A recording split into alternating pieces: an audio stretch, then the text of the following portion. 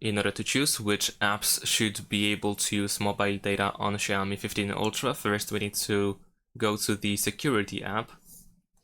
Then over here we need to scroll all the way down and let's open the toolbox by swiping up and then go to data usage.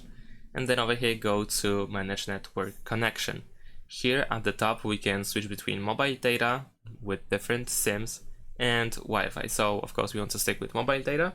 You can choose, if you have more than one SIM, then of course you can choose for which one you want to manage. And then here we can decide which app should have access to mobile data. So if you want to turn off mobile data for an app, then you want to make sure that the switcher over here is disabled. Of course, then you have the attention.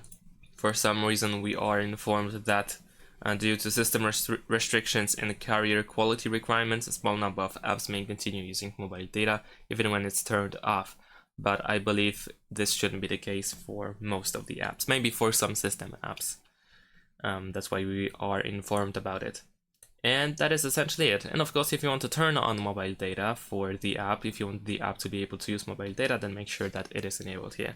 Thanks for watching, leave a like and subscribe to my channel, and see you in my next videos. Bye!